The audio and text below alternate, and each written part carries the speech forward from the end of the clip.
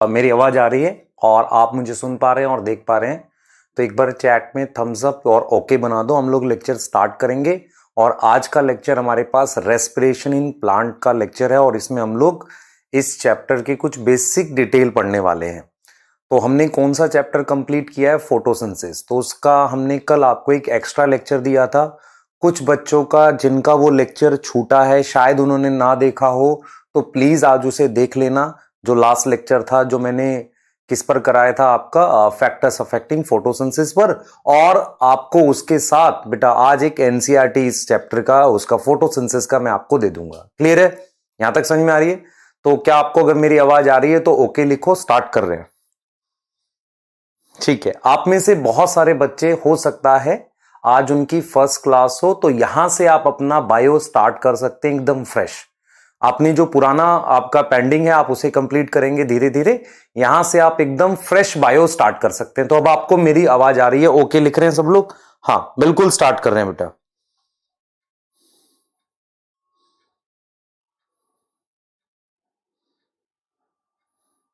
ठीक है, करें स्टार्ट।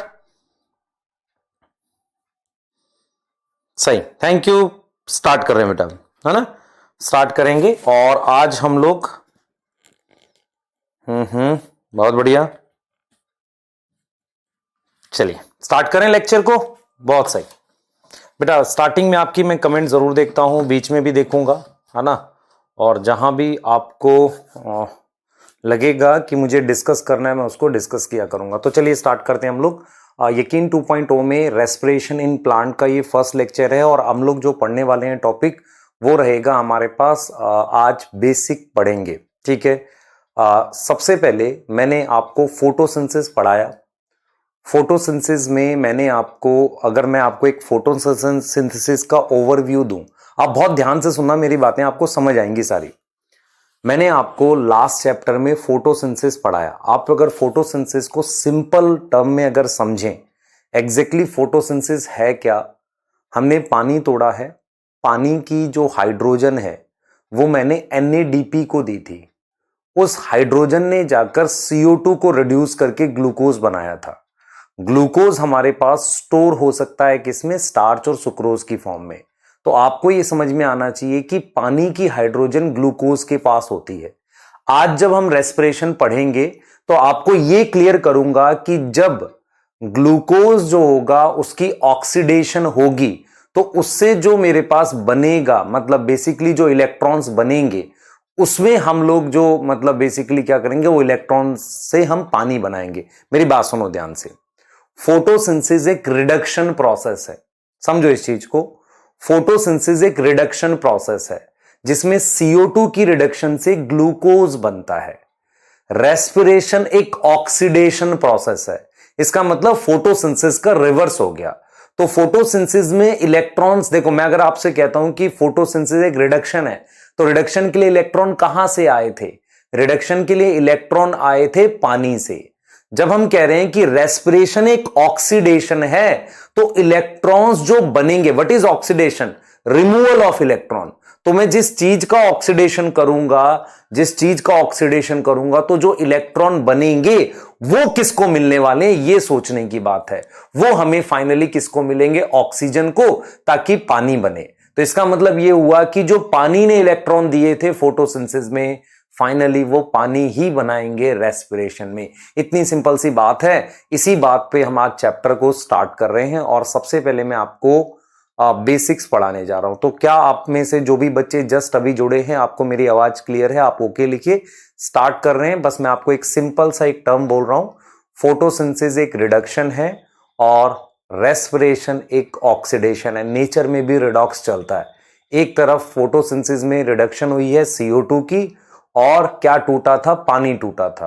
अपोजिट में क्या होगी? ग्लूकोज की ऑक्सीडेशन होगी और फिर फाइनली क्या बनेगा? पानी। क्लियर है? स्टार्ट करें बेटा। चलिए, इस टर्म से वर्कशीट भी मिलेगी बेटा, एक एक्स्ट्रा वर्कशीट मिलेगी फोटोसिंथेसिस की। बिल्कुल, हाँ ठीक है, क्लियर। आज का गोल, हम लोग इंट्रोडक्शन पढ़ेंगे और रेस्पिरेटरी सबस्ट्रेट पढ़ेंगे। चलिए फर्स्ट टॉपिक से स्टार्ट करते हैं। हम आपको फर्स्ट टॉपिक जो एनसीईआरटी है उससे हम स्टार्ट कर रहे हैं। चलिए स्टार्ट करते हैं फटाफट से। चलिए देखिए मैं क्या बता रहा हूं। मैं आपको ये बता रहा हूं क्या ब्रीदिंग क्या होता है। ब्रीदिंग क्या होता है भाई, आप सुनो ध्यान से। हम लोग जैसे ह्यूमन है, हम ब्रीद कर रहे हैं। ब्रीद किस लिए कर रहे हैं? हम क्या कर रहे हैं? ऑक्सीजन ले रहे हैं। ऑक्सीजन जा कहां रही है? हर एक सेल के पास जा रही है। तो कहीं ना कहीं आपको ये समझ में आना चाहिए कि ब्रीदिंग जो है वो कहीं ना कहीं किसके लिए होती है? ऑक्सीजन के लिए होती है। ऑक्सीजन की नीड कहां है हमारी बॉडी में? मैं कहीं ना कहीं आपको ये क्लियर करता हुआ चलूंगा। जो एनसीईआरटी का पहला पैराग्राफ है, एनसीईआरटी का फर्स्ट पैराग्राफ कहता है कि जो एनिमल्स हैं, एनिमल्स जो हैं वो ब्रीद करते हैं। ब्रीदिंग का मतलब उनके पास स्पेशल स्ट्रक्चर्स होते हैं ताकि वो एयर को अपने अंदर ले सके। और बेसिकली कौन सी एयर चाहिए उन्हें? ऑक्सीजन चाहिए। ऑक्सीजन एग्जैक्टली चाहिए कहां होती है? सेल्स को चाहिए। सेल्स उस ऑक्सीजन का करते क्या है? उस ऑक्सीजन की हेल्प से फूड का ऑक्सीडेशन करते हैं।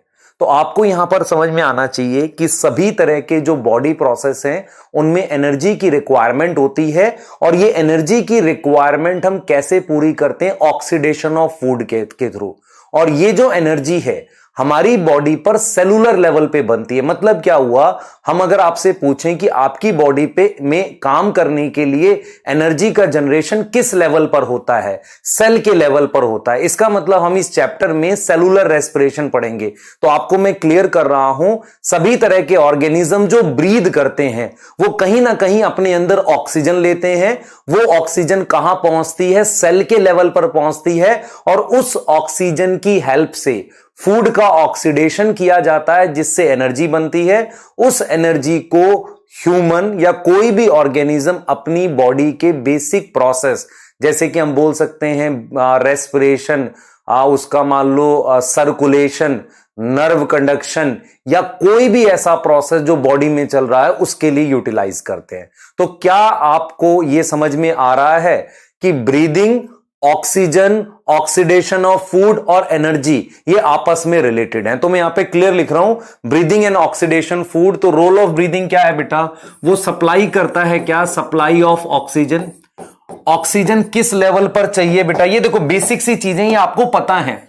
ऑक्सीजन किस लेवल पर चाहिए? Oxygen require for cell. किस लिए चाहिए बेटा? सेल को किस लिए चाहिए? सेल यूज करेगा oxygen, use oxygen to produce energy by oxidation of food. क्या करना है? ऑक्सीडेशन ऑफ फूड करना है। तो आपको यह चीज क्लियर होना चाहिए। और जो एनर्जी बनेगी, एनर्जी यूज होगी किसके लिए? Energy utilised for basic process, basic life process. तो आपको ये सिंपल सा लॉजिक समझ में आना चाहिए कि इसका मतलब ये हुआ कि जो ब्रीदिंग है ना, ऑक्सीजन है, ठीक है, एनर्जी है, और हम लिख सकते हैं ऑक्सीडेशन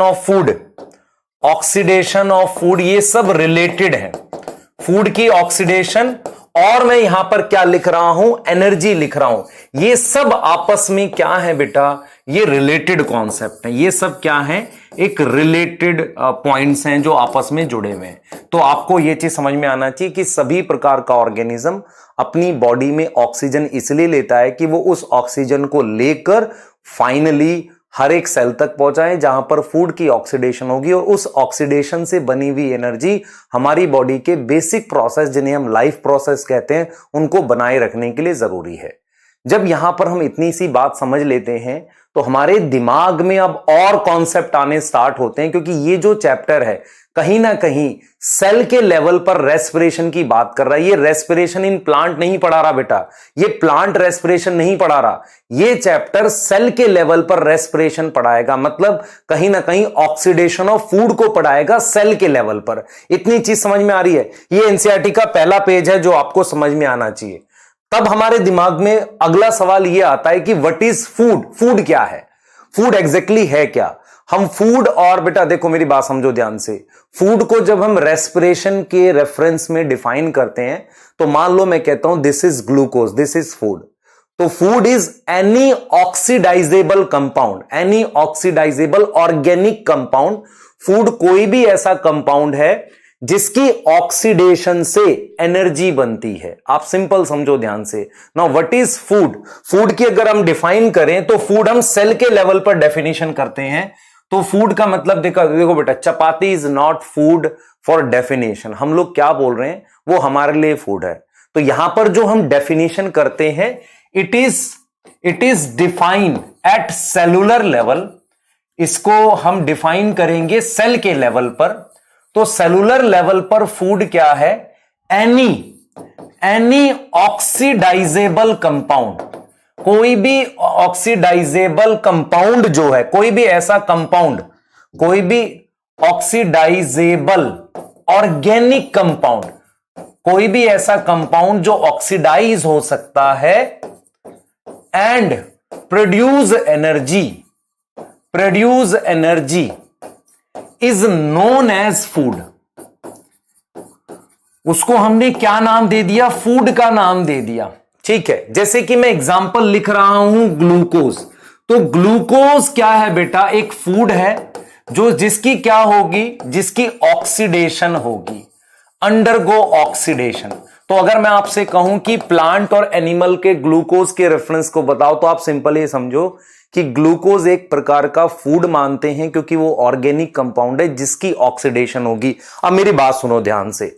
हम क्या करते हैं बेटा? हम प्लांट और एनिमल को लेते हैं ऑटोट्रॉफिक और हेटरोट्रॉफिक। बहुत ध्यान से सुनना। मैं अगर सेल के लेवल पर बात करता हूं, तो मैं अगर आपसे पूछूं, मुझे बताओ क्या प्लांट के अंदर कोई ऐसा सेल है जो हेटरोट्रॉफिक होता है? आप कहोगे सर रूट सेल। प्लांट में क्या सारे सेल ऑटोट्रॉफिक होते हैं? नहीं। एल्गी ऐसा होता है जिसके सारे सेल ऑटोट्रॉफिक होते हैं। लेकिन प्लांट्स में जो आप बाहर ट्रीज देखते हो, हायर प्लांट्स हैं, इनमें सारे सेल ऑटोट्रॉफिक नहीं होते। तो जब मैं सेल के लेवल पर बात करता हूं, तो मेरे पास दो तरह के सेल होते हैं। हमारी बॉडी के सारे सेल क्या है? हेटरोट्रॉफिक हैं। प्लांट के अंदर जो सेल्स हैं वो ऑटोट्रॉफिक और हेटरोट्रॉफिक दोनों हैं। अब मुझे एक चीज बताओ, प्लांट का जो ऑटोट्रॉफिक वाला सेल है वो इतना ज्यादा फूड बना लेता है कि दूसरे सेल के लिए काम आ सकता है। इसीलिए उसमें एक तो ट्रांसपोर्ट के लिए जाइलम फ्लोएम चाहिए, या फूड के ट्रांसपोर्ट के लिए फ्लोएम चाहिए, ट्रांसपोर्ट मैकेनिज्म चाहिए। दूसरा, प्लांट के ऑटोट्रॉफिक सेल इतना खाना बना रहे हैं कि जो अर्थ पर सारे हेटरोट्रॉफिक ऑर्गेनिज्म है उसी खाने से काम चला रहे हैं। तो अगर आपसे पूछा जाए कि अर्थ पर सेल के लेवल पर टाइप ऑफ, अगर मैं कहता हूं सोर्स ऑफ फूड को बेस बनाऊं, तो मेरे पास बेटा दो टाइप के सेल होते हैं। आप समझो ध्यान से, टू टाइप ऑफ सेल होते हैं। अगर आप सोचो, इसको बिल्कुल ध्यान से सोचो, तो दो तरह के सेल होते हैं। अगर मैं टाइप ऑफ फूड की, टाइप ऑफ सेल की बात करूं, एक सेल जिसे आप ऑटोट्रॉफिक कहते हो, जो प्लांट के अंदर होता है, ऑटोट्रॉफिक सेल की बात करते हो, और दूसरा सेल की आप बात करते हो हेट्रोट्रॉफिक सेल। हेट्रोट्रॉफिक सेल, तो जो ऑटोट्रॉफिक सेल होता है उसमें बाहर से CO2 एंटर करती है, वो उस CO2 से ग्लूकोज बनाता है। तो उसने फूड अपने अंदर खुद बनाया, उस फूड का वो ऑक्सीडेशन करता है। आप समझो ध्यान से। और जो हेट्रोट्रॉफिक सेल होता है उसमें खाना, ग्लूकोज बाहर से एंटर करता है और वो ग्लूकोज को ऑक्सीडेशन करता है। इसका मतलब यह हुआ, चाहे ऑटोट्रॉफिक सेल हो चाहे हेट्रोट्रॉफिक सेल हो, दोनों तरह के सेल क्या कर रहे हैं? ऑक्सीडेशन कर रहे हैं। किसकी ऑक्सीडेशन कर रहे हैं? ग्लूकोज की ऑक्सीडेशन कर रहे हैं। तो आपको क्लियर हो गया what is need of oxygen. Oxygen की जरूरत है सेल के लेवल पर, इसीलिए ब्रीदिंग जरूरी होती है। ठीक है, ब्रीदिंग जरूरी होती है। हम आगे देखेंगे कि प्लांट में ब्रीदिंग के लिए स्ट्रक्चर्स क्यों नहीं होते। दूसरी बात मैंने आपको बोला, कहीं ना कहीं फूड की ऑक्सीडेशन से एनर्जी बनती है। जब हम फूड को डिफाइन करते हैं तो कोई भी ऐसा ऑर्गेनिक केमिकल कंपाउंड जिसकी ऑक्सीडेशन से एनर्जी बन सके उसे हम फूड कहते हैं। हम फूड के हिसाब से दो तरह के सेल बताते हैं, एक ऑटोट्रॉफिक सेल और एक हेट्रोट्रॉफिक सेल। आप मुझे बताओ, क्या प्लांट में सारे सेल ऑटोट्रॉफिक हैं? आप कहोगे नहीं। अगर मैं आपसे पूछूं where are autotrophic cells are present, तो आप कहोगे autotrophic cells are present in plant, और प्लांट में भी वो वहां होने चाहिए जो लेयर सुपरफिशियल है। सुपरफिशियल का मतलब ये होगा, देखो लीफ पतला स्ट्रक्चर होता है, पतला स्ट्रक्चर होता है, तो उसमें उन सेल्स पर लाइट जा सकती है। अगर मैं आपसे कहूं फोटोसिंथेटिक सेल बहुत अंदर डीप में होंगे तो लाइट कैसे जाएगी? तो ऑटोट्रॉफिक सेल्स वो सेल होते हैं जिनके पास क्लोरोप्लास्ट होता है, और वो प्लांट में होते हैं, और प्लांट में भी उनकी लोकेशन क्या है, सुपरफिशियल है। सुपरफिशियल मतलब सरफेस के पास। क्लियर है? अगर मैं आपसे पूछूं हेटेरोट्रॉफिक सेल कहां होंगे, प्लांट में भी होंगे और एनिमल में भी होंगे। प्लांट के अंदर कौन से होंगे, रूट सेल। क्या इतना कॉन्सेप्ट क्लियर है? श्रद्धा सिंह, बेटा आपको बैच छोड़ देना चाहिए, आपको ग्रुप बनाना है। क्यों बनाना है ग्रुप, पता नहीं। ठीक है, यदि आप अपना सिलेक्शन खुद नहीं करा पाए तो ग्रुप बनाना और डाउट डिस्कशन से नहीं होगा सिलेक्शन, मैं 100% श्योर हूं। चैट करते वक्त ये ध्यान रखा करो कि आपकी चैट अगर टीचर देखेंगे उनको कितना खराब लगेगा। यहां तक क्लियर है?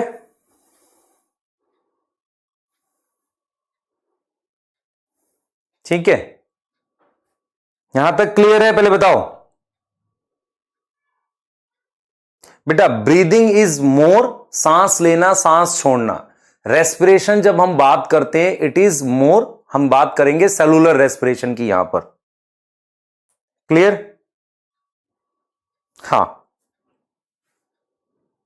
यहां तक बेटा देखो ऑक्सीडेशन का क्या मतलब होता है वो सब पे आ रहा हूं।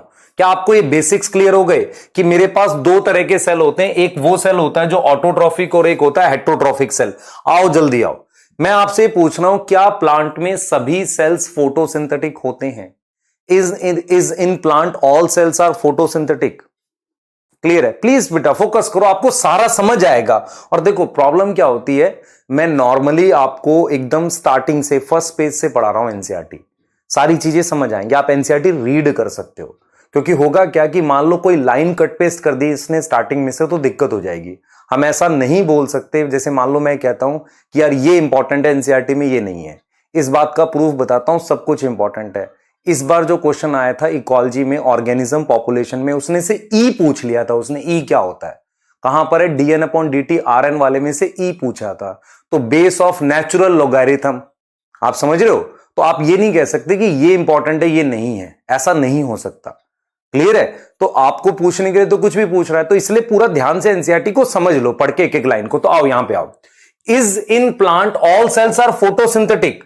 हम कहेंगे नो, हम कहेंगे इन प्लांट्स, इन, इसका आंसर है नो। आंसर क्या दे रहा हूं मैं, नो। मैं कहूंगा कि इन प्लांट्स हमारे पास दो तरह के सेल्स होते हैं। प्लांट्स दो टाइप के सेल्स होते हैं, एक ऑटोट्रॉफिक सेल है और एक हेटेरोट्रॉफिक सेल है। ऑटोट्रॉफिक सेल, ऑटोट्रॉफिक सेल जिसको आप मीजोफिल सेल कह रहे हो, उसमें क्या होगा, क्लोरोप्लास्ट होगा और वो सुपरफिशियल होंगे। कैसे होंगे, सुपरफिशियल। आपको समझ आ रही है, सुपरफिशियल। और जो हेटेरोट्रॉफिक सेल होंगे, हेटेरोट्रॉफिक सेल होंगे, हेटेरोट्रॉफिक सेल होंगे, उसमें क्या होगा बेटा, उसका एग्जांपल है root cell.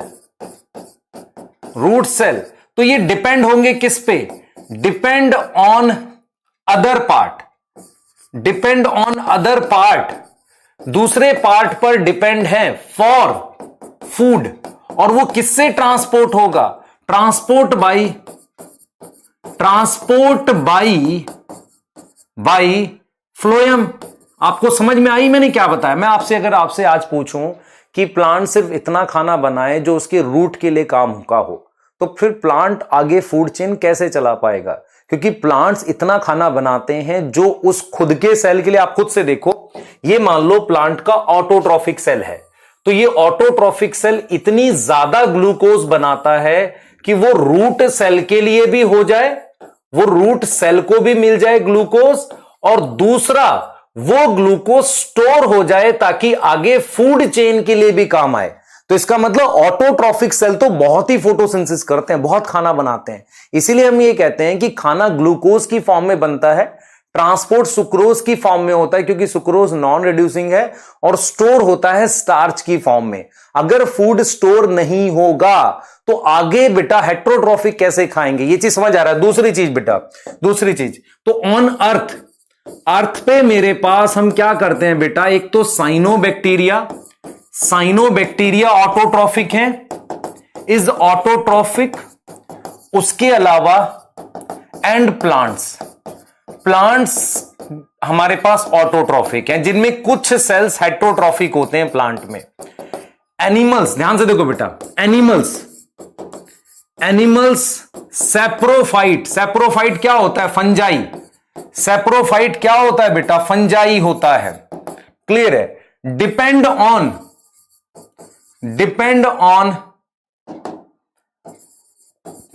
On outside source of glucose, outside source of glucose. आपको समझ आई मैंने क्या बोला बेटा? आउटसाइड सोर्स पे ये डिपेंड है। तो इतनी बात आपके दिमाग में चली जानी चाहिए कि ऑटोट्रॉफिक और हेटरोट्रॉफिक क्या होता है। अब आपको बेटा एक दिमाग में बात और आएगी, यहां तक क्लियर होना चाहिए, ठीक है? क्लियर है? ब्लू ग्रीन एल्गी, और देखो मैं एक चीज क्लियर कह रहा हूं, ब्लू ग्रीन एल्गी और प्लांट्स ऐसे होते हैं जिनके अंदर ऑटोट्रॉफिक सेल है, जो सनलाइट को ट्रैप करके क्या बना सकते हैं? ग्लूकोज बना सकते हैं। वो ग्लूकोज हेटरोट्रॉफिक सेल के लिए भी काम आता है। तो सबसे पहली बात मैं ये लिखूंगा कि अल्टीमेट सोर्स तो लाइट ही है ना, अल्टीमेट सोर्स इज लाइट। एक सेकंड दो, समझने की कोशिश करेंगे। चलो फोकस करो जो मैं बता रहा हूं। देखो मैं क्या कह रहा हूं, मैं आपको ये कह रहा हूं कि देखो भाई, लाइट की एनर्जी कन्वर्ट हुई फूड में, वो फूड वो सेल भी खा रहा है और दूसरे वाला भी खा रहा है। मेरा सिंपल सा पॉइंट यहां पर ये है कि अल्टीमेट सोर्स मेरे पास एनर्जी का क्या? सनलाइट है, जो ग्लूकोज बनाता है। ऑटोट्रॉफिक सेल खुद भी खाता है और दूसरों के लिए भी स्टोर करता है, या ऐसे सेल को भेजता है जो खाना नहीं बना सकता। ये पॉइंट आपको क्लियर हो गया होगा। सेकेंड पॉइंट मैं ये कह रहा हूं बेटा कि मेरे से अगर मैं आपसे पूछूं कि रेस्पिरेशन और फोटोसिंथेसिस में से कौन सा ऐसा प्रोसेस है जो सेल्स में कॉमन है, आप अगर ध्यान से देखो, मैं आपसे कहूं आपके स्किन सेल और प्लांट के लीफ सेल में क्या कॉमन है? माइटोकॉन्ड्रिया कॉमन है। आप समझो ध्यान से, मैं ये कहना चाह रहा हूं आपको कि जो रेस्पिरेशन है, रेस्पिरेशन जो है वो एक कॉमन प्रोसेस है जो सभी तरह के लिविंग सेल में होता है, क्योंकि कोई भी लिविंग सेल किसी दूसरे सेल पर एनर्जी के लिए डिपेंड नहीं करता। दिमाग में बिठाओ इस बात को। जैसे अगर मैं आरबीसी की बात करूं तो आरबीसी के अंदर भी ग्लाइकोलिसिस होती है। तो आपको यह समझ में आना चाहिए कि सभी तरीके के लिविंग सेल अपने अंदर एक बेसिक प्रोसेस करते हैं जिसे रेस्पिरेशन कहते हैं। क्या सभी लिविंग सेल फोटोसिंथेसिस करते हैं? नहीं। इसका मतलब कुछ लिविंग सेल जो फोटोसिंथेसिस करते हैं वो अपनी खुद का ग्लूकोज यूज कर लेंगे, बाकी को ग्लूकोज बाहर से चाहिए। तो रेस्पिरेशन एक ऐसा प्रोसेस है जो सभी तरह के लिविंग सेल, चाहे वो बैक्टीरिया का सेल हो चाहे यूकैरियोट हो, सेल को अगर मैं दो टाइप में डिवाइड करूं तो एक प्रोकैरियोट हो गया, एक यूकैरियोट हो गया, दूसरा प्लांट सेल हो गया, एनिमल सेल हो गया, फंजाई हो गया। उन सब में एक कॉमन प्रोसेस है रेस्पिरेशन। एनर्जी सब लोग बनाते हैं। ऐसा कभी नहीं होता कि एक सेल से एनर्जी दूसरे सेल में जाए, ऐसा नहीं करते। हर एक सेल क्या करता है? अपनी एनर्जी खुद बनाता है। आप दिमाग में बिठाओ इस बात को, हर एक सेल अपनी एनर्जी खुद बनाता है। इसका मतलब उसको वो फूड जो ऑक्सीडाइजेबल कंपाउंड है बाहर से चाहिए। तो सवाल यह है कि respiration is a common process in all type of cell. True, 100% true. तो हम ये लिखेंगे कि फोटोसिंथेसिस जो होती है वो कुछ सेल्स में होती है, occur in only few type of cell, या occur in few type of cell, but respiration occur in all type of cell, occur in all type of cell. आप समझो ध्यान से, ऑल टाइप ऑफ सेल। इसका मतलब यह हो गया, तो हर एक सेल बाहर से कोई ना कोई कंपाउंड जरूर लेगा या खुद बनाएगा जिसकी वो ऑक्सीडेशन कर सके। तो respiration is common in all type of cell means, मतलब समझो, मतलब यह है, means it occur in both prokaryotic and eukaryotic cell, prokaryotic and eukaryotic cell. आप समझो ध्यान से, प्रोकैरियोटिक और यूकैरियोटिक में हो सकता है। हमारे पास यूनिसेलुलर में और मल्टी सेलुलर में हो सकता है। हर तरह के ऑर्गेनिज्म में रेस्पिरेशन होता है, क्योंकि एनर्जी हमेशा सेल के लेवल पर बनती है। एनर्जी ऐसा नहीं होता कि 10 सेल मिलकर एनर्जी बनाएंगे, नहीं, हर एक सेल अपनी एनर्जी अलग बनाएगा। तो रेस्पिरेशन हमेशा किस लेवल पर होगा? सेल के लेवल पर होगा। तो आप सोचो इस बात को, प्रोकैरियोटिक सेल में भी होगा, यूकैरियोटिक में, यूनिसेलुलर में, सब में, plant cell, animal cell, fungi cell, सभी प्रकार के सेल में हमारे पास रेस्पिरेशन होता है। तो अगर मैं आपसे कहूं रेस्पिरेशन सभी प्रकार के सेल में होता है, तो मैं आपसे अगर यहां पर आज सवाल पूछूं कि मैं आपको कोई एक क्वेश्चन दे देता हूं और जिसमें मैं लिख देता हूं एक बैक्टीरिया का नाम और एक यूकैरियोटिक सेल का नाम, और उसमें मैं कुछ चीजें लिख देता हूं, which of the following is common in two, तो आप उसमें रेस्पिरेशन आंसर खोज सकते हो, क्योंकि वो दोनों में होगा। और जब हम बात करते हैं लोकेशन रेस्पिरेशन की, लोकेशन ऑफ रेस्पिरेशन, क्योंकि वो एक ऑक्सीडेशन है, वो मेनली कहां होता है बेटा? वो साइटोप्लाज्म में होता है और कहां होता है? माइटोकॉन्ड्रिया में। अगर मैं आपसे कभी भी कोई प्रोसेस बोलूं, जैसे मैं कहूं कि डार्क रिएक्शन स्ट्रोमा में होता है, आप सवाल पूछोगे सर वहां क्यों होता है? उसका सिर्फ एक ही आंसर है, क्योंकि वहां उसके एंजाइम होते हैं। ऐसे ही मेरे पास रेस्पिरेशन के एंजाइम साइटोप्लाज्म में और माइटोकॉन्ड्रिया में होते हैं। तो दिस इज वेयर रेस्पिरेशन अकर। और माइटोकॉन्ड्रिया एक खास तरह की ऑर्गेनल है जहां पर तो ऑक्सीडेशन ही चल रही होती है, बेसिकली एनर्जी बनाने का काफी प्रोसेस चल रहा होता है। तो रेस्पिरेशन माइटोकॉन्ड्रिया में तो हो ही रही है, साथ के साथ साइटोप्लाज्म में भी हो रही है। तो अगर आपसे कोई क्वेश्चन आ जाए, कि भाई रेस्पिरेशन जो है वो कहां हो रहा है, साइटोप्लाज्म और माइटोकॉन्ड्रिया में, क्या वो सारे सेल में कॉमन है? 100% सारे सेल में होता है। हां, कैसे होगा वो मैकेनिज्म डिफर कर सकता है, पर होगा सारे सेल में। इसका मतलब अगर आपसे पूछा जाए give location where energy form cytoplasm and mitochondria, they are two location जहां एनर्जी बन सकती है, इसके अलावा कहीं नहीं। उसके अलावा कहां बन सकती है? तीसरी लोकेशन है आपके पास क्लोरोप्लास्ट, जहां एटीपी बनती है, हमने दिखाया आपको, लेकिन वो स्पेशल केस है, किसमें? सिर्फ मीजोफिल सेल में। तो अगर आपसे कोई पूछे रूट सेल में हमारे पास कहां एनर्जी बनेगी? साइटोप्लाज्म और माइटोकॉन्ड्रिया। और अगर आपसे कोई कहे लीफ सेल में बताओ, तो साइटोप्लाज्म, माइटोकॉन्ड्रिया, क्लोरोप्लास्ट। अब आप खुद से सोचो, अगर किसी सेल में क्लोरोप्लास्ट भी एनर्जी बना रहा है, तो क्या वहां माइटोकॉन्ड्रिया कम होना चाहिए कि ज्यादा होना चाहिए? आप मुझे बताओ। माइटोकॉन्ड्रिया कम होना चाहिए ना। इसीलिए अगर आपसे कोई सवाल पूछ ले कि रूट सेल और लीफ सेल में किसमें माइटोकॉन्ड्रिया कम होंगे, आप कहोगे सर लीफ सेल में, क्योंकि वहां क्लोरोप्लास्ट है एनर्जी बनाने के लिए। कुछ आ रही है बात समझ में? बताओ जल्दी से बेटा। ये क्लियर है ये वाला पॉइंट कि सभी तरह के सेल में मेरे पास रेस्पिरेशन होता है। और अगर आप एवोल्यूशन वाइज देखो कि पहले फोटोसिंथेसिस आया था कि रेस्पिरेशन आया था, कॉमन प्रोसेस रेस्पिरेशन, और बेसिकली ये साइटोप्लाज्म में भी हो रहा है। आपको मैं अभी ग्लाइकोलिसिस जब पढ़ाऊंगा तो ये बताऊंगा कि वो बैक्टीरिया में भी होता है। क्लियर है?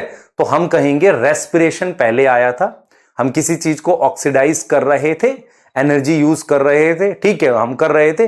बाद में फिर हमने क्या किया? ऑटोट्रॉफिक के थ्रू केमिकल्स भी बनाने स्टार्ट किए। क्लियर हो गई बात? है ना? क्लियर है? देखो बेटा, ये छोटे छोटे जो क्वेश्चन होते हैं ना, ये असर्शन रीजन में जब आते हैं ना, तो बच्चे कंफ्यूज रहते हैं, उनके पास लॉजिक नहीं होता किसी चीज को आंसर करने का। अगर मैं आपसे कहता हूं कि अगर आप खुद से सोचो, अगर आपको नंबर ऑफ माइटोकॉन्ड्रिया कंपेयर करना आ जाए विद इन प्लांट, तो आप ये सोचना कि जो सेल ऑटोट्रॉफिक है उसमें कम होंगे। क्लियर?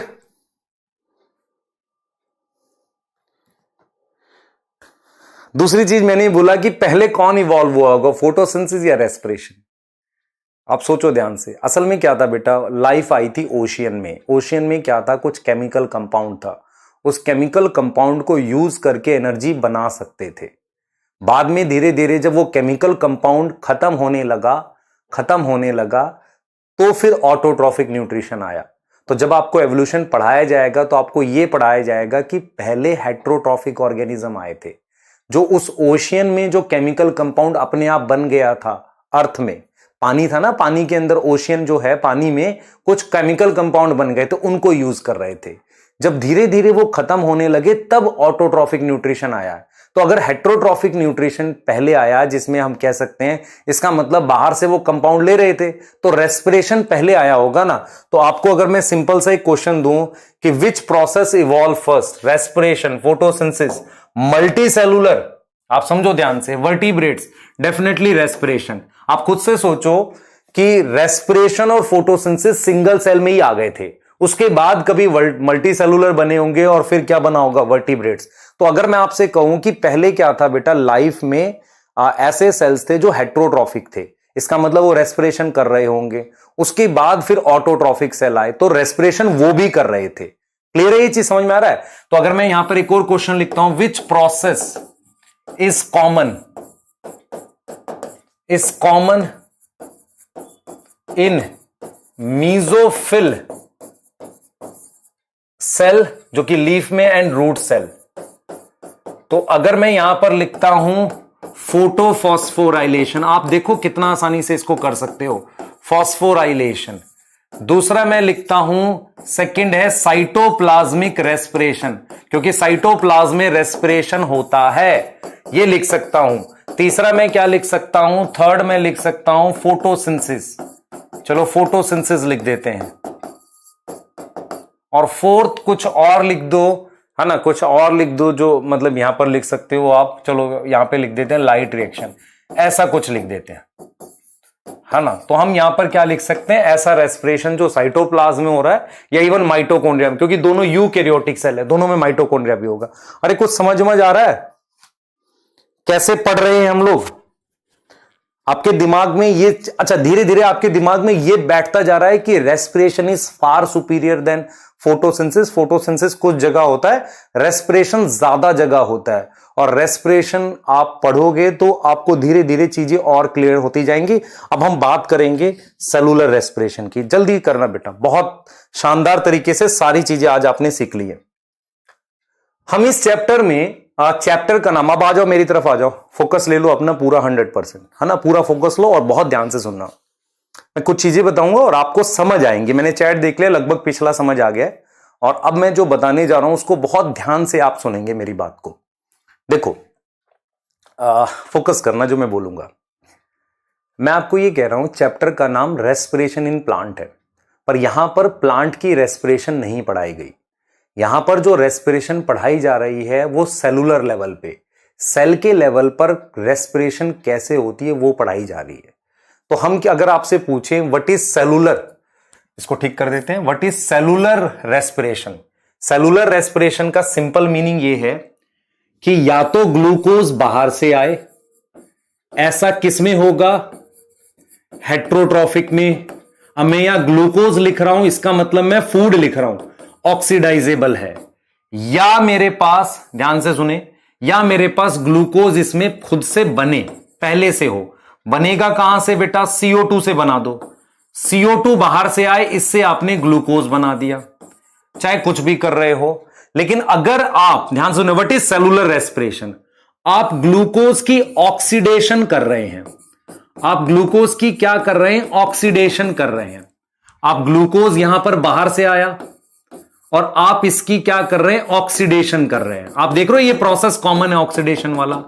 तो ये वाला सेल कौन सा है, हेट्रोट्रॉफिक है, और ये वाला सेल कौन सा है बेटा, ऑटोट्रॉफिक है।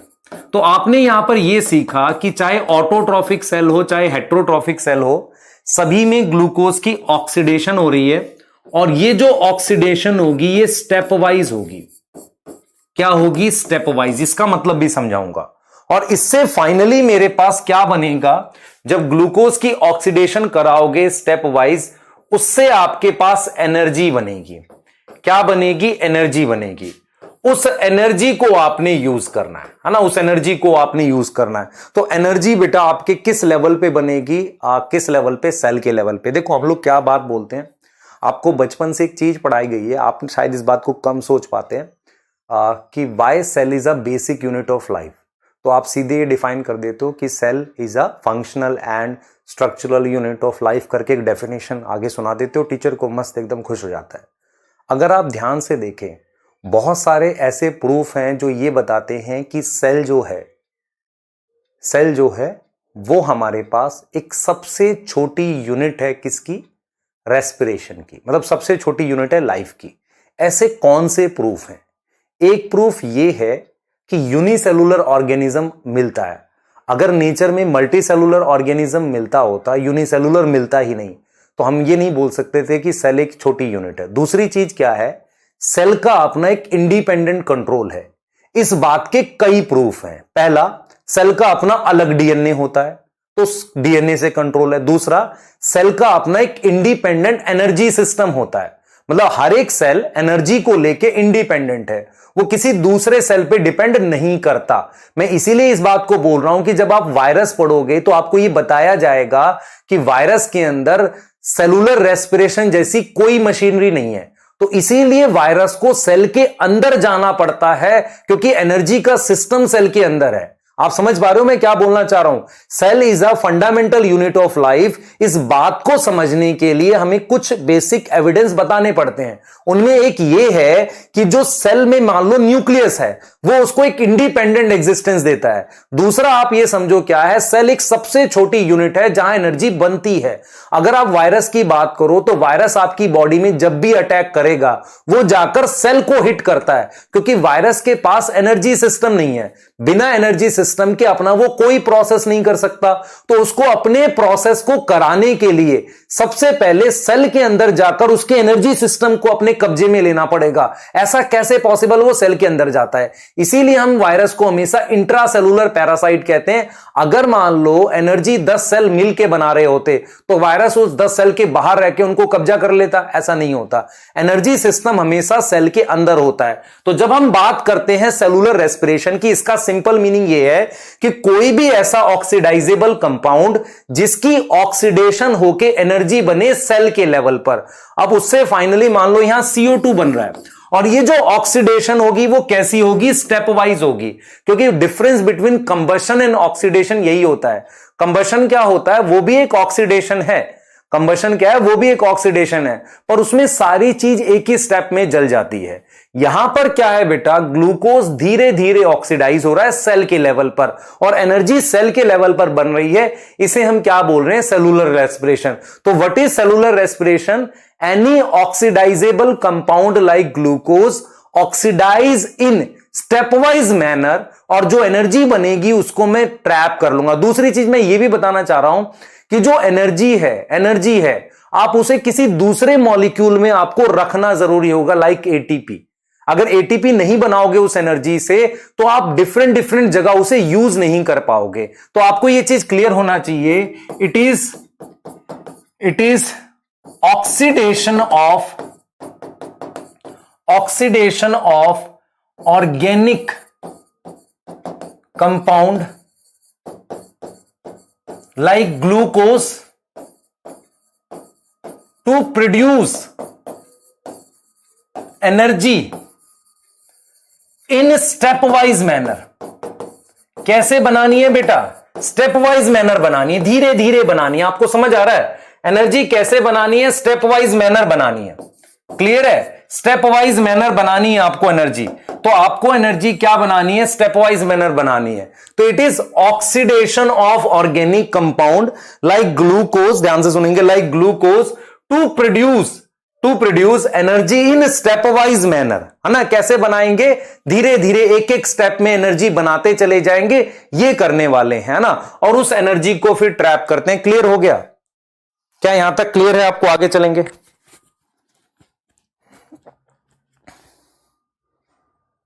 क्लियर है? अपने सजेशन मत दो, जिसको जहां से पढ़ना है वहां से पढ़ेगा, आप मत बोलो। क्लियर? हाँ, we can not store ATP. कर सकते हैं एटीपी स्टोर, मतलब कि होता है बेटा, कन्वर्ट होता रहता है। ऐसा स्टोर नहीं बोलोगे तुम।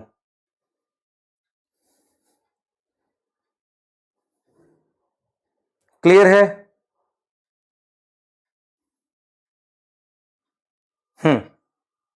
फ्राइडे टेस्ट है आपका, डेफिनेटली टेस्ट है। टेस्ट ऐप पर नहीं होगा, पीडीएफ आएगी। एक कह रहा सर थोड़ा फास्ट, बेसिक ना पढ़ाऊं, तुक्के में उड़ा दूं? बेसिक मत पढ़ो भाई, बेसिक चैप्टर के पढ़ने ही नहीं चाहिए। सीधे ग्लाइकोलिसिस पढ़ो, ईटीएस पढ़ो, खत्म चैप्टर। जब बेसिक का क्वेश्चन आएगा तो ऊपर चिड़िया उड़ेगी, ध्यान रखना।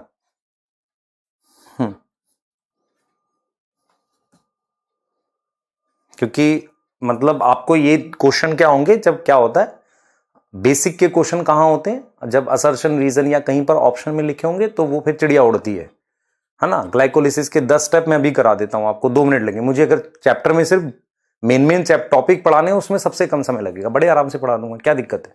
बेसिक नहीं पढ़ोगे, आ जाओ भाई। सेलुलर रेस्पिरेशन के बेसिक फीचर समझो। आप में से बहुत सारे बच्चों को हाँ क्लियर है, बताऊंगा बेटा, सिलेबस भी बताऊंगा, पढ़ लो चुपचाप, पहले पढ़ो फिर बात करेंगे। होमवर्क लेंगे ना लास्ट में, सिलेबस और वो, ठीक है बेटा। एक टॉप स्कोर में और एक एवरेज स्कोर में ये डिफरेंस होता है। बेस जिनके 330 आ रखे, 320 आ रखे और सिलेक्शन इस साल नहीं हुआ, उन्हें ऐसा लगता है उन्हें बायो आती है। टॉपिक्स पढ़ो, धीरे धीरे समझ आएगा कि हमें टॉप स्कोर में और एवरेज स्कोर में ये डिफरेंस होता है। टॉप स्कोर वाले के मतलब जो मुश्किल टॉपिक है वो भी आते हैं और बेसिक भी क्लियर है, और बेसिक आपको यहां नहीं एमबीबीएस में भी तो काम आएंगे बेटा। बायो बहुत दुख पहुंचाएगी अगर समझ नहीं आ रही है। ऐसे भी डॉक्टर्स हैं जिनके बेसिक गड़बड़ है, पेशेंट ठीक नहीं होते। क्लियर, ऐसा होता है, बिल्कुल ठीक है, आ जाओ भाई। So basic feature of cellular respiration, आओ जल्दी आओ, और कुछ पॉइंट्स देखो मैं क्या बोल रहा हूं। First, it is oxidation. ये क्या है? ऑक्सीडेशन है। चलो प्रूफ करते हैं। देखो, जब आप ग्लूकोज का स्ट्रक्चर बनाते हो, मैं प्रूफ कर रहा हूं, ग्लूकोज का स्ट्रक्चर आप ऐसे बनाते हो। अगर जिस बच्चे को नहीं पता देख लो, ग्लूकोज में बेटा मेरे पास एल्डिहाइड ग्रुप होता है और उसके साथ ये OH और H होते हैं। मैं इस तरीके से ग्लूकोज का स्ट्रक्चर बनाता हूं। ये ग्लूकोज का स्ट्रक्चर है, ठीक है, ग्लूकोज का स्ट्रक्चर है। आप क्या करते हो, सुनना ध्यान से, आप क्या करते हो, ये वाली कार्बन को मार्क करता हूं मैं। इस कार्बन को, ये जो कार्बन है, अगर मैं आपको कहूं कि किसी कार्बन पर OH है और H है, इसमें इसकी ऑक्सीडेशन स्टेट बताओ, तो आप कहोगे सर 0 आ रही है। इसकी ऑक्सीडेशन स्टेट क्या आ रही है? 0 आ रही है। तो 0 इसकी क्या है? Oxidation state. Oxidation state chemistry लगा लो थोड़ा सा, वो क्या आ रही है? 0 आ रही है। लेकिन मैं इस कार्बन को CO2 की फॉर्म में कन्वर्ट करा लेता हूं, मान लो धीरे धीरे रेस्पिरेशन में। तो अगर मैंने इससे CO2 बनाया तो यहां ऑक्सीडेशन स्टेट कितनी आ रही है? +4 आ रही है। तो रेस्पिरेशन एक ऑक्सीडेशन है जिसमें कार्बन के सभी कंपाउंड जिनकी जो भी ऑक्सीडेशन है वो हाईएस्ट ऑक्सीडाइज स्टेट को में आ जाती है कार्बन के, जिसमें +4 ऑक्सीडेशन है। क्या प्रूफ हो गया? बताओ, क्लियर है? क्लियर? सिलेबस बाद में बेटा,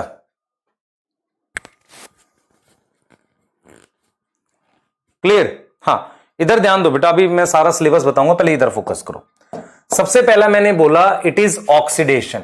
इसका मतलब यह हुआ कि इन रेस्पिरेशन ऑर्गेनिक कंपाउंड जो होगा, ऑर्गेनिक कंपाउंड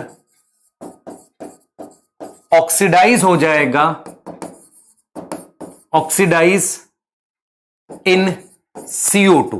पहला तो ये हो गया। दूसरा बेटा, दूसरा it is step wise oxidation. अब इसको समझना, ये बहुत इंपॉर्टेंट है। स्टेप वाइज ऑक्सीडेशन का क्या मतलब है, समझना ध्यान से बेटा। This is step wise oxidation. आप देख लो, केमिस्ट्री लगा रहे हैं थोड़ा थोड़ा सा। भगवान, ये देख नहीं दे, यहां कार्बन पे ऑक्सीजन और ये कार्बन की ऑक्सीडेशन स्टेट 0 थी, यहां वो +4 हो गई। CO2 में तुम्हें नहीं पता कार्बन की ऑक्सीडेशन स्टेट +4 होती है, तो ऑक्सीडेशन नहीं हुई, 0 से +4 होना। क्या कर रहे हो तुम लोग फिर, है ना? तुम्हें तो ड्रीम 11 पे जाके फिर वही बनाओ, टीम बनाओ। अगर तुम्हें +4 नहीं पता अभी तक, ऐसा नहीं है कि तुम्हें पढ़ाएंगे नहीं, पर आप खुद से देखो ना। Why 0 sir? यार मैं जस्ट आपको बता रहा हूं कि ऐसा मान लो इसमें 0 है ना, ये तो मैं कह रहा हूं कि कुछ और आ जाए, +1 आ जाए मान लो। अब आप CHO से निकालो, इससे निकालो, मैं तो सिर्फ इन 2 ग्रुप की वजह से बता रहा हूं 0 आ रही है, ठीक है? क्लियर? मान लो हाइड्रोजन की +1, OH की -1, इसलिए उसकी 0 ला रहे हैं हम लोग, ऐसे कर रहे हैं, ठीक है? तो यहां से +4। दूसरा सुनो, ये स्टेप वाइज ऑक्सीडेशन। इधर देखो भाई ध्यान से, स्टेप वाइज ऑक्सीडेशन का क्या मतलब है? स्टेप वाइज ऑक्सीडेशन देखो,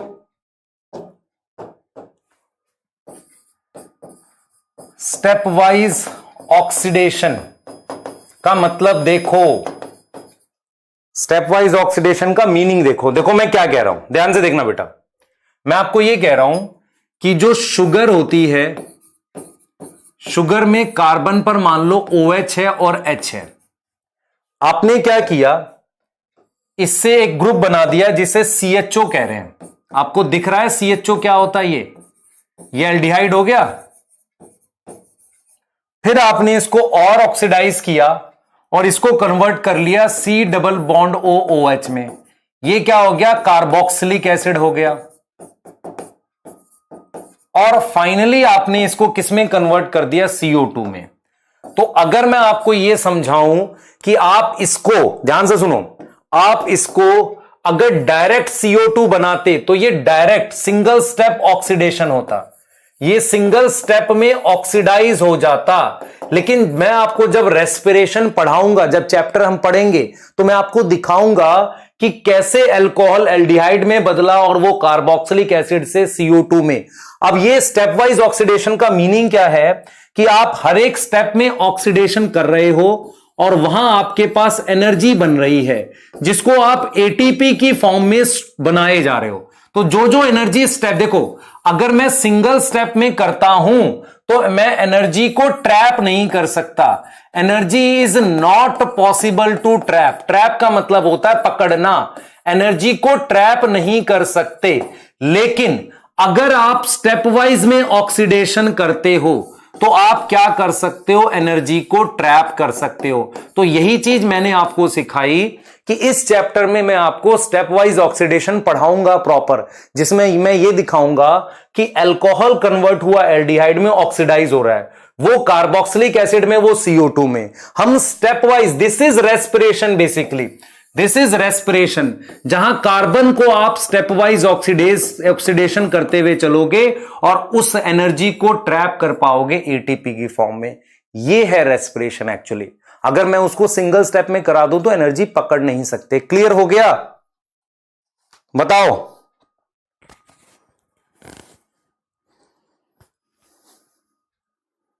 एक लिख रहा है डज अलग सर इज गुड, यार बेस्ट है, अच्छा पढ़ाया उन्होंने। कैसी बात कर रहे हो, है ना। आपने शायद देखे नहीं होंगे लेक्चर, लास्ट ईयर मैंने पढ़ाया साथ में, मुझे पता है उन्होंने हर एक टॉपिक के बहुत क्वेश्चंस कराए हैं।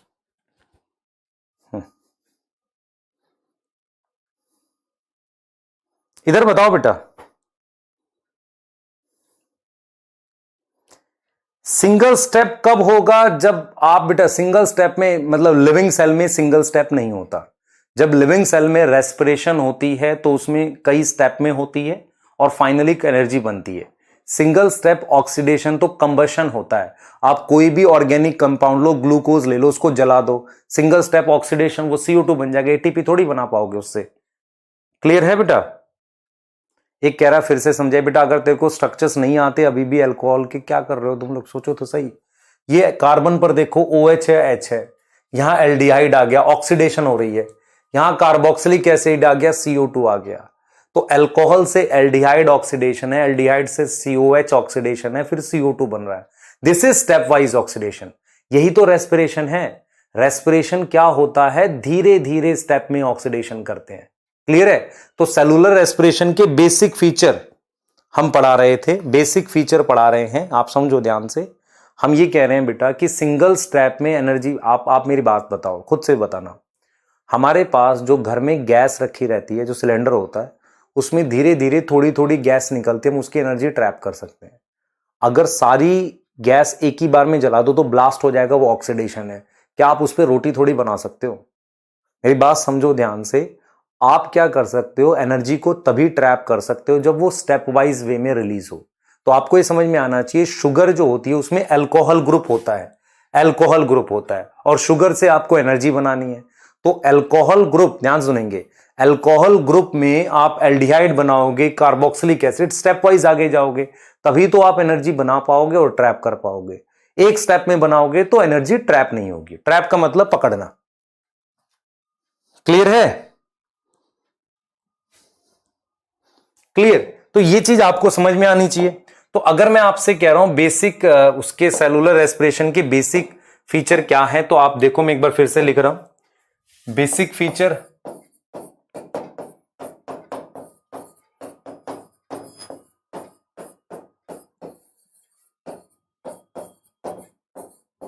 तो मैंने सबसे पहले क्या लिखा भाई, सबसे पहले क्या लिखा है, बेसिक फीचर सेलुलर रेस्पिरेशन में। बेटा जो मैं पढ़ा रहा हूं एनसीईआरटी में है, एक्चुअल में दिक्कत यह है कि तुम पहला पेज छोड़ देते हो। पहला है ये ऑक्सीडेशन है, दूसरा सिंपल ऑक्सीडेशन नहीं है, कौन से वाली है, स्टेप वाइज ऑक्सीडेशन है, तीसरा इस प्रोसेस में एनर्जी बन रही है तो ये एक्सोथर्मिक है, चौथा क्या है, इनमें एंजाइम इन्वॉल्व है, एंजाइम इन्वॉल्व होते हैं तो ये मेटाबॉलिक रिएक्शन है। ये क्या है बेटा, मेटाबॉलिक रिएक्शन। अब मेटाबॉलिक रिएक्शन दो तरह के होते हैं, ये बेटा दो टाइप के होते हैं। एक मेटाबॉलिक रिएक्शन वो होता है जो, समझना इसको, एक देखो एंजाइम इन्वॉल्व है उसे मेटाबॉलिक रिएक्शन कहते हैं। एक होता है कैटाबॉलिक जिसमें चीजों का ब्रेकडाउन होता है, और एक होता है मेरे पास एनाबॉलिक। एनाबॉलिक में चीजों की सिंथेसिस होती है, सिंथेसिस मतलब चीजें बनती हैं। अगर मैं सिंपल टर्म में बताऊं कि अगर मैं ग्लूकोज को CO2 में कन्वर्ट कर रहा हूं, ये कैटाबॉलिक है, और अगर ग्लूकोज को मैं स्टार्च में बना रहा हूं तो ये एनाबॉलिक है। मतलब मैं क्या कर रहा हूं, एक सिंगल ग्लूकोज को चेन ऑफ ग्लूकोज बना रहा हूं जिसे स्टार्च कहते हैं, तो ये एनाबॉलिक है। तो आपको ये समझ में आना चाहिए कि ये ऑक्सीडेशन है, स्टेप वाइज ऑक्सीडेशन है, इसमें एनर्जी रिलीज होती है, इसमें एंजाइम इन्वॉल्व है, और ये बेसिकली क्या है बेटा, इट इज, इसमें क्या है, एंजाइम इन्वॉल्व है। कौन से एंजाइम इन्वॉल्व है, मेटाबॉलिक रिएक्शंस कह रहे हैं। क्लियर है? हां, और एनाबॉलिक का मतलब होता है चीजों को बनाना। मैं आपको आगे जाकर एक लाइन एक्सप्लेन करूंगा। रेस्पिरेटरी पाथवे एम्फीबॉलिक होते हैं, रेस्पिरेशन कैटाबॉलिक होता है। तो आपको यह समझ में आएगा कि हम ज्यादातर जो रिएक्शन यूज करते हैं मेनली कैटाबॉलिक रिएक्शन यूज करते हैं। मेनली कौन से यूज करते हैं, मेनली कैटाबॉलिक रिएक्शन। अब यहां से आगे चलते हैं और एक कॉन्सेप्ट पढ़ते हैं जो बहुत इंपॉर्टेंट है, जिसे मैं रेस्पिरेटरी सबस्ट्रेट का कॉन्सेप्ट कहता हूं। ध्यान से सुनना, अब फोकस करो। यहां तक देखो, अभी तक मैंने सिर्फ क्या पढ़ा है, मैंने आपको यह पढ़ाया है कि ब्रीदिंग ऑक्सीडेशन से रिलेटेड है, ऑक्सीडेशन ऑफ फूड से। फूड क्या होता है जिसकी ऑक्सीडेशन हो सके, वो क्या होता है, ग्लूकोज। सारे सेल ग्लूकोज नहीं बना सकते, कुछ सेल्स बना सकते हैं। जो सेल्स ग्लूकोज बना सकते हैं वो ऑटोट्रॉफिक सेल हैं। ऐसे सेल सुपरफिशियल होने चाहिए और कुछ ही होते हैं। हेट्रोट्रॉफिक सेल वो होते हैं जो दूसरे के ग्लूकोज पे डिपेंड है। ग्लूकोज सारे सेल में उसका क्या होता है, ऑक्सीडेशन होता है, जिसे हम सेलुलर ऑक्सीडेशन कहते हैं। उसके कुछ फीचर बता दिए। अब मैं आपको यह समझाना चाह रहा हूं कि क्या सिर्फ ग्लूकोज की ऑक्सीडेशन होती है, मतलब नेचर ने कभी ऐसा सोचा कि अगर ग्लूकोज नहीं होगा तो मैं कभी क्या कुछ और चीज की ऑक्सीडेशन कर सकता हूं। समझो ध्यान से, मैं आपसे यह बताना चाह रहा हूं कि क्या किसी और चीज की ऑक्सीडेशन होती है। सोचो इस चीज को, अपने दिमाग में सोचने की कोशिश करो। क्या ग्लूकोज के अल्टरनेट भी कुछ है, और अगर है तो किन कंडीशंस में है और क्यों है। क्लियर है? तो आपको यह समझ में आना चाहिए। मैं आपको एक एक सवाल देता हूं और उससे आपको समझना है। सबसे पहले आपको मैं ये कह रहा हूं कि आप मान लो एक च्यवनप्राश खा रहे हो जिसके अंदर चांदी है, सिल्वर है या गोल्ड है या कोई ऐसा मिनरल है, कैडमियम है। क्या वो आपकी बॉडी में जाकर क्या बेनिफिट करने वाला है? मान लो गोल्ड ही है तो क्या होगा? तो गोल्ड हमारी बॉडी में क्या यूटिलाइज हो सकता है? सोचो जरा, मान लो आपने गोल्ड खा लिया, क्या होगा उसका? आपके इंटेस्टाइन में गया तो आपकी बॉडी से एक्सक्रीट हो जाएगा। अगर एक्सक्रीट नहीं हुआ तो ब्लड एब्जॉर्ब कर लिया उसको। मेरी बात समझना ध्यान से, मैं क्या बोलना चाह रहा हूं। मैं आपको एक कॉन्सेप्ट पढ़ाने जा रहा हूं रेस्पिरेटरी सबस्ट्रेट का। रेस्पिरेटरी सबस्ट्रेट के कॉन्सेप्ट को समझने के पहले आपको ये चीज समझनी है, आपको ये चीज समझनी पड़ेगी कि आप अपनी बॉडी में बाहर से कोई ऐसी चीज ले लो, जैसे कि गोल्ड जैसी चीज ले लो, उसका क्या होगा? मान लो वो गोल्ड एब्जॉर्ब होके ब्लड में आपके सेल तक पहुंच गया और सेल ने गोल्ड को ले भी लिया अपने अंदर, पर उसका वो करेगा क्या? अगर आपके सेल में, आप समझो ध्यान से, अगर आपके सेल्स में कोई ऐसे रिएक्शन नहीं है जो गोल्ड से एनर्जी बना सके तो उसका कुछ नहीं हो सकता। मेरा पॉइंट ये है कि हमारी जो बॉडी के सेल्स होते हैं, जैसे मान लो ये बॉडी का एक सेल है, मान लो ये सेल है हमारी बॉडी का, तो हमारी बॉडी का कोई भी सेल जो होता है उसमें ऑलरेडी कुछ केमिकल रिएक्शंस होते हैं, कुछ केमिकल रिएक्शंस होते हैं। जैसे कि मान लो मैंने केमिकल रिएक्शन कैसे लिखा, मैंने लिखा ग्लूकोज को मैंने एक कन्वर्ट किया एक कंपाउंड में जिसका नाम पायरुविक एसिड है, और फिर मैंने उसको कन्वर्ट किया एसिटाइल कोए में, और यहां से मैंने बनाए, मान लो मैंने क्रैब साइकिल करा दी। मेरा सिर्फ पॉइंट ये है कि हर एक सेल में कुछ रिएक्शंस होते हैं, इन रिएक्शंस को हम नाम देते हैं मेटाबॉलिक पाथवे। इन रिएक्शंस को हम क्या नाम देते हैं? Metabolic pathway. सुनना ध्यान से बेटा, मेटाबॉलिक पाथवे कहते हैं। आज मैं आपको यह समझा रहा हूं कि आप अपने सेल के अंदर कोई ऐसा केमिकल डाल दो, सुन लो ध्यान से, जो एक स्ट्रेन सा है। जैसे आपने गोल्ड डाल दिया, केमिकल नहीं होता, मिनरल एलिमेंट है, गोल्ड डाल दिया, उस गोल्ड का होगा क्या? जरा इस बात को सोचो। आपकी बॉडी के हर एक सेल में या प्लांट सेल में या एनिमल सेल में कुछ सेट ऑफ रिएक्शंस होते हैं जो आपस में जुड़े हुए रहते हैं, उन्हें हम क्या बोलते हैं? मेटाबॉलिक पाथवे बोलते हैं। अगर गोल्ड इस रिएक्शन में एंटर कर जाए तो वो हमारे काम का है, नहीं तो काम का नहीं है। इसका मतलब यह हुआ कि सेल के अंदर ऑलरेडी केमिकल रिएक्शंस होते हैं, केमिकल रिएक्शंस ऑलरेडी होते हैं। उन केमिकल रिएक्शन में अगर कोई चीज एंटर कर जाएगी वो एनर्जी बनाएगी। हर उस चीज को रेस्पिरेटरी सबस्ट्रेट कहते हैं। मेरी बात समझो ध्यान से, मैं सिर्फ यह समझाने की कोशिश कर रहा हूं कि ऐसा नहीं है कि आपने आयरन लिया और उससे एनर्जी बना दी, आप आयरन मैन बन गए, उस टाइप का कुछ बनना चाह रहे हो आप स्पेशल। कई बार क्या होता है कि कुछ को ऐसा लगता है यार सडनली कोई ऐसा एनर्जी का सोर्स आएगा जो बॉडी के सेल्स को एनर्जी देगा, कभी नहीं होगा। एक्चुअल में क्या है कि हर एक सेल में कुछ रिएक्शंस हैं, इन रिएक्शंस को हम मेटाबॉलिक पाथवे कहते हैं। इन रिएक्शंस में जो चीजें जाकर एनर्जी बनवा सकें या उन रिएक्शंस में एंटर कर सके, उन्हें रेस्पिरेटरी सबस्ट्रेट कहते हैं। और रेस्पिरेटरी सबस्ट्रेट होने के लिए पहला कार्बन का कंपाउंड होना जरूरी है, उसमें चेन होगी कार्बन की, और वो किसी तरीके से इन स्टेप्स में एंटर कर सके। आप समझ रहे हो मैं क्या कहना चाह रहा हूं?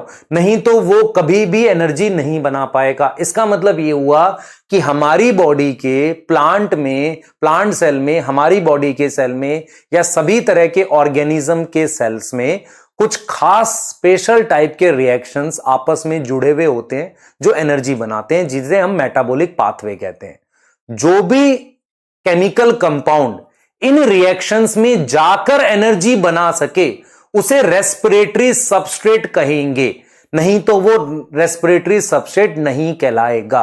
क्लियर हुई बात? जैसे फॉर एग्जांपल मैंने आपको कहा कि ओए जो है, ओए एक तरह का ऑर्गेनिक एसिड है। क्या ये इन रिएक्शंस में एंटर कर सकता है? बिल्कुल कर सकता है। तो ये रेस्पिरेटरी सबस्ट्रेट है। सल्फ्यूरिक एसिड मिनरल एसिड है। ये कौन सा एसिड है? Mineral acid. मिनरल एसिड पता आपने केमिस्ट्री में पढ़ा है, हाँ, ये जमीन से जो मिनरल मिले उसका एसिड है। तो क्या ये इन रिएक्शंस में एंटर कर सकता है? नहीं कर सकता। तो ये रेस्पिरेटरी सबस्ट्रेट नहीं है। तो गोल्ड एनर्जी क्यों नहीं बना सकता? क्योंकि रिएक्शन में एंटर नहीं कर सकता। आई समझ?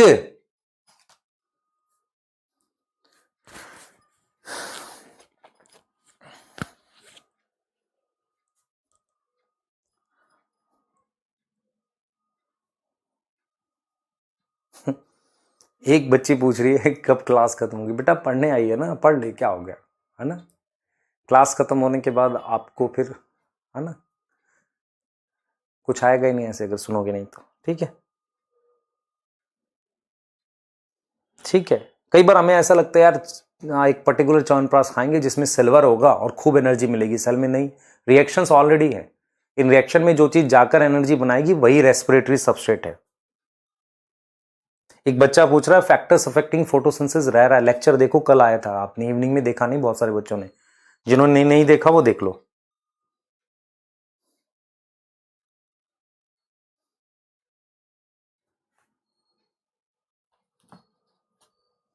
ठीक है, हाँ, कुछ बच्चों को ऐसा लगता है बेटा कि गोल्ड खा लेंगे तो शानदार एनर्जी मिलेगी, दिन भर पढ़ेंगे, ऐसा कुछ नहीं होता। ठीक है, तो रेस्पिरेटरी सबस्ट्रेट क्या होगा? ऑल दोज कंपाउंड, देखो मैं क्या लिख रहा हूं पे सबसे पहले, in all cells some chemical reaction. अब वो केमिकल रिएक्शन एंजाइम करा रहा है तो उसका नाम क्या रख दो? Metabolic reaction present to produce energy. देखो मैं क्या लिख रहा हूं, नोन एज मेटाबॉलिक पाथवे। उसको हमने क्या नाम दे दिया? मेटाबॉलिक पाथवे का नाम दे दिया। बहुत बढ़िया। आगे का सवाल, उसको नाम दे दिया हमने मेटाबॉलिक पाथवे। क्लियर है? ठीक है, ध्यान दो बेटा, ध्यान दो। मेटाबॉलिक पाथवे का नाम दे दिया। दूसरे सवाल बेटा, मेरे पास क्या होगा? दीज ग्रुप ऑफ रिएक्शंस, इनको एक और नाम देते हैं, is known as respiratory pathway. इनको क्या नाम देते हैं? Respiratory pathway. All those compound which can enter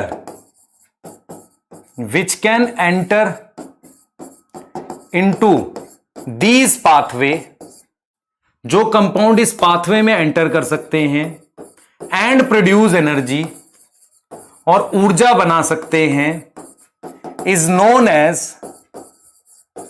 as respiratory substrate. उससे एनर्जी बना सकते हैं। एक एग्जांपल ग्लूकोज है। तो रिएक्शन पहले से होते हैं, जो उसमें एंटर करेंगे उन्हें रेस्पिरेटरी सबस्ट्रेट बोलेंगे। फीचर क्या है इसके? ध्यान से सुनो बेटा, फीचर क्या है? फीचर ऑफ रेस्पिरेटरी सबस्ट्रेट आपको पता होना चाहिए। फर्स्ट, ऑर्गेनिक होगा। एनसीईआरटी लिखती है कार्बन का स्केलेटन होता है। कार्बन का स्केलेटन का मतलब कार्बन की चेन होनी चाहिए, क्योंकि रिएक्शन ही वैसे हैं।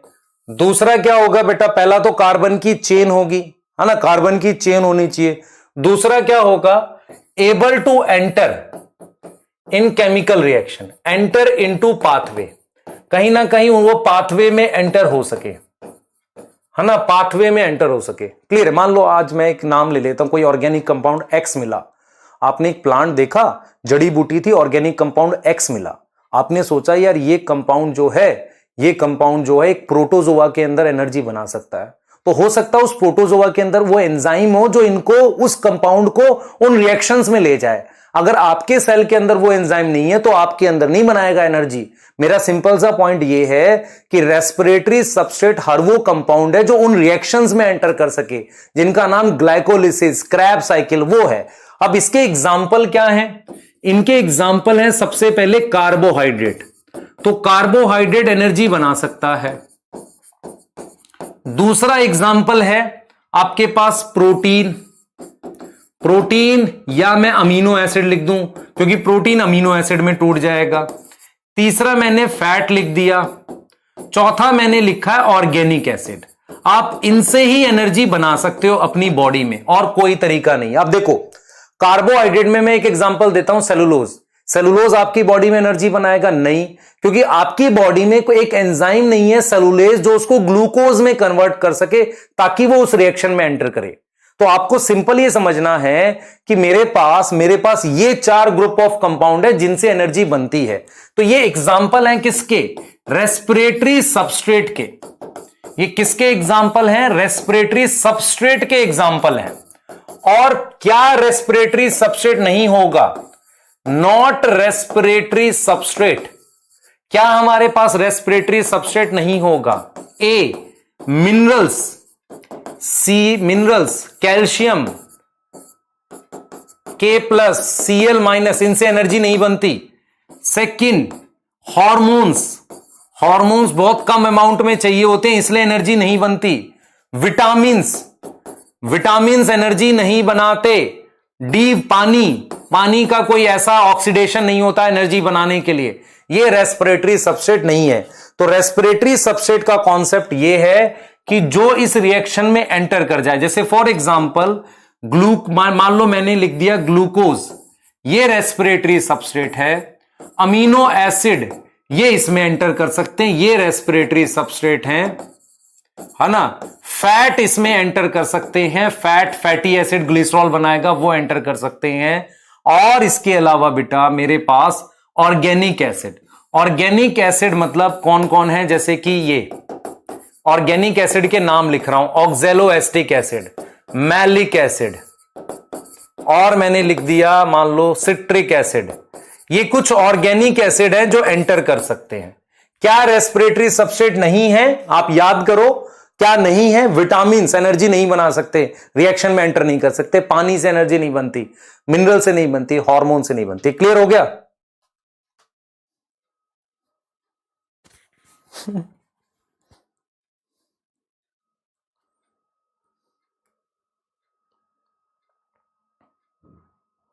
हाँ बेटा, थोड़ा थोड़ा पागल बनाते हैं सोना चांदी वाले, है ना। वो कुछ और रोल कर सकता आपकी बॉडी में, पर वो कभी एनर्जी नहीं बना के देगा।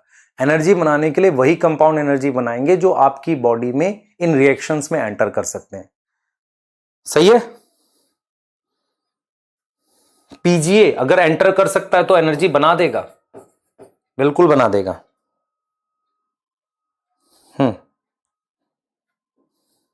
ठीक है, क्वेश्चन आ सकता है डायरेक्ट, ऐसा एक क्वेश्चन आ सकता है, मैं क्वेश्चन करा देता हूं आपको।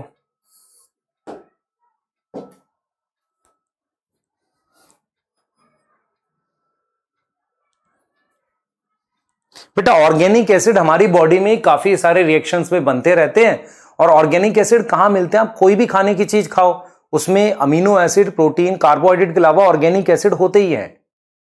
तो ऑर्गेनिक एसिड जो एंटर कर सकता है रिएक्शन में, वही, सारे ऑर्गेनिक एसिड नहीं।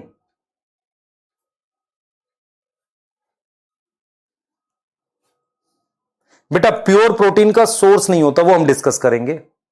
पानी एनर्जी नहीं बना सकता, पानी से एनर्जी कैसे बनेगी? पानी को तोड़ने के लिए रिएक्शन थोड़ी हमारे सेल के अंदर, नहीं। ठीक है, क्लियर है? बस करो सर लिखा एक बच्चे ने, बेटा घर चले जाओ, कोई दिक्कत नहीं है, ऐसा थोड़ी है। हमने आपको ये बोला है कि हम मैक्सिमम डॉक्टर बनाएंगे, हमने कभी नहीं बोला सबको डॉक्टर बनाएंगे, है ना, ऐसा तो बोला ही नहीं हमने कभी। Which of the following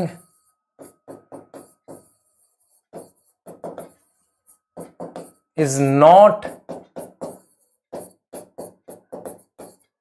respiratory substrate? First, OA. Second, thiamine. Third, glutamic acid. Fourth, fructose. Answer देखो, ये शुगर है तो इससे तो एनर्जी बनेगी, ये अमीनो एसिड है इससे एनर्जी बनेगी, ओए ऑर्गेनिक एसिड है, और ये विटामिन है। अब थायमिन विटामिन B1 होता है, तो क्या आंसर आएगा? सेकंड। अरे समझ आया? हाँ, ऐसे क्वेश्चंस को एक्सपेक्ट करो। ठीक है, इस तरह का कुछ आ गया तो फिर आप कर पाए। ठीक है, आओ एनसीईआरटी चेक करो जल्दी से, फटाफट से एनसीईआरटी चेक करो जल्दी, फास्ट।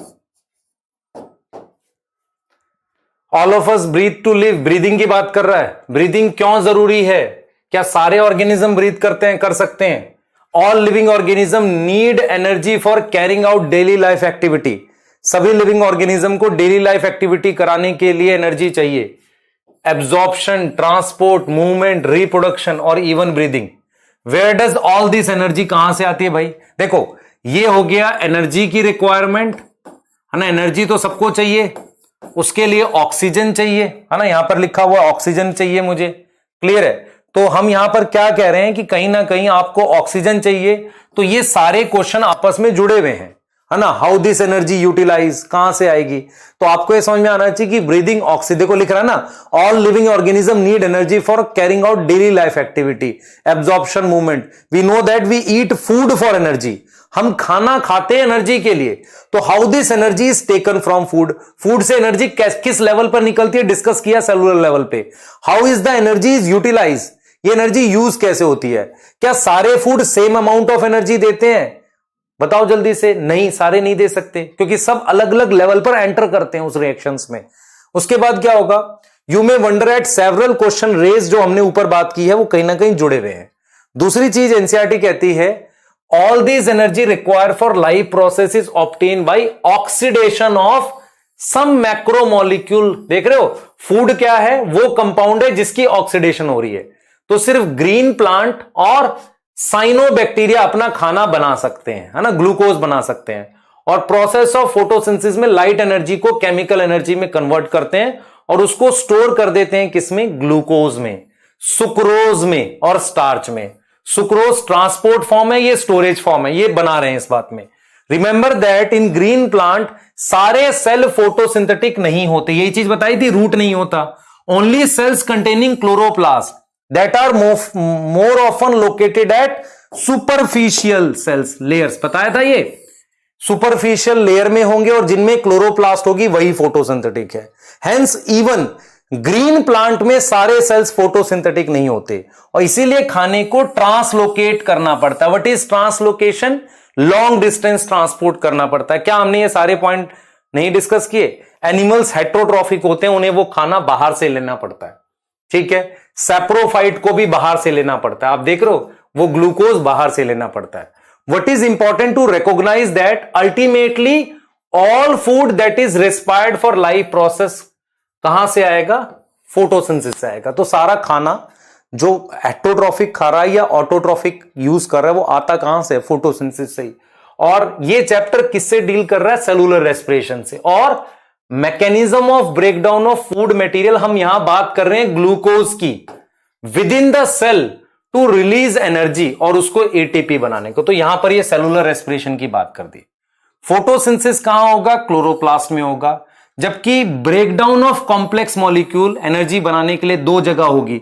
हमने कहा था ना सेलुलर रेस्पिरेशन की लोकेशन क्या है, साइटोप्लाज्म और माइटोकॉन्ड्रिया। क्या हमने ये सारे डिस्कशन नहीं किए? और इसमें हम क्या क्या तोड़ेंगे, कार्बन कार्बन बॉन्ड तोड़ेंगे और उससे क्या बनेगा, उसको हम क्या लिख रहे हैं, ऑक्सीडेशन लिख रहे हैं, सही है। उससे क्या रिलीज होगी, एनर्जी, जिसे हम क्या कह रहे हैं, रेस्पिरेशन। और कंपाउंड जो ऑक्सीडाइज होंगे उन्हें हम क्या बोलेंगे, रेस्पिरेटरी सबस्ट्रेट।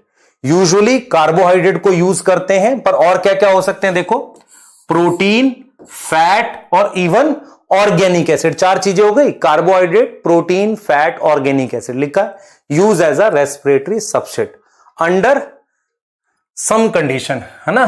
कहां गया, ये रहा, ये देख रहे हो, under certain condition. During oxidation within cell energy क्या होगी, रिलीज होगी, है ना। और फ्री इनटू अ सेल और इन अ सिंगल स्टेप नहीं, सीरीज ऑफ स्टेप। आप देख रहे हो काफी सारे स्टेप में रिलीज होती है एनर्जी और उसको हम क्या करते हैं, एटीपी बना लेते हैं। Hence it is important to understand that energy released by oxidation in respiration is not used directly but is used to synthesize ATP। तो स्टेप वाइज प्रोसेस में जो एनर्जी रिलीज हुई इससे एटीपी बना लो, उस एटीपी को यूज करते हैं, ठीक है, ये चीज। अब मैं आपको एटीपी को लेके कुछ इंपॉर्टेंट पॉइंट बताने जा रहा हूं, ठीक है, क्लियर है, ध्यान से सुनना। मैं आपको यहां पर कुछ इंपॉर्टेंट पॉइंट बताने जा रहा हूं, इसको आपने बहुत ध्यान से सुनना है। क्या आपको यह समझ में आ गया, रेस्पिरेटरी सबस्ट्रेट तक हमने क्या बात करी, क्लियर है, यहां तक समझ में आ गया बेटा? मैंने वो सारी चीजें बताई हैं जो आपकी एनसीईआरटी में लिखी हैं कि साइटोप्लाज्म और माइटोकॉन्ड्रिया में रेस्पिरेशन होता है, स्टेप वाइज ऑक्सीडेशन है, हेट्रोट्रॉफिक सेल कौन से हैं, ऑटोट्रॉफिक सेल कौन से हैं, और कार्बन कार्बन चेन को तोड़ना होता है, कार्बन का स्केलेटन होता है, चार चीजें रेस्पिरेटरी सबस्ट्रेट है, ये सारी चीजें हमने कर ली, क्लियर, ठीक है। हाँ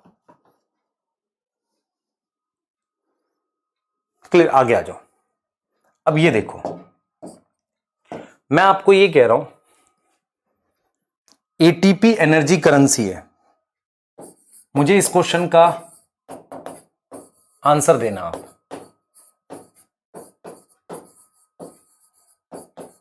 एटीपी एनर्जी करेंसी है।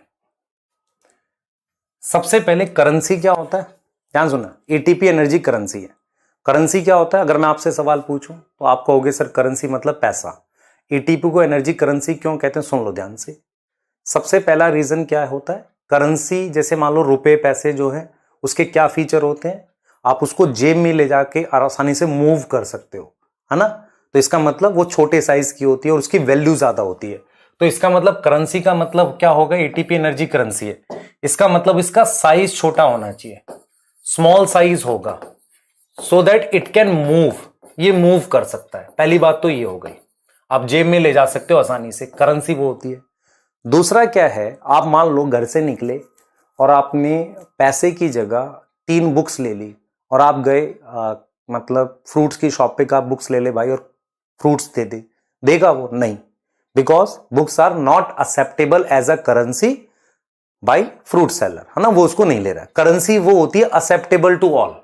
तो एक्सेप्टेबल टू ऑल का क्या मतलब हुआ, एक्सेप्टेबल टू ऑल, ऑल का यहां पर क्या मतलब हुआ, in all reactions which are endothermic, which are endothermic, वो सारे रिएक्शन जिनको एनर्जी चाहिए उन सब में एक्सेप्टेबल होनी चाहिए हमारी बॉडी में। इनसाइड सेल, इनसाइड सेल वो सारे रिएक्शन जिनको एनर्जी चाहिए उसमें एटीपी की एक्सेप्टेंस हो, हां भाई एटीपी से एनर्जी ले लेंगे। करेंसी यही तो होती है कि भाई उसको ले जाना आसान हो, सब लोग उसको एक्सेप्ट कर ले। आपको समझ आ रहा है। दूसरा, कन्वर्ट कर सके। मान लो मैंने जो पैसे थे उससे मैंने एक सामान ले लिया, आपको समझ आ रहा है, तो आप उसको मतलब कन्वर्ट कर सकते हैं, ऐसा कुछ होगा। तो एटीपी जो है बेटा वो एनर्जी करेंसी होती है। अब मैं आपसे एक सवाल पूछता हूं, आप जरा इसका आंसर करना, देखें आप क्या आंसर करते हो। Is ATP have highest energy in cell, बताओ। Is ATP have highest energy in cell, true false?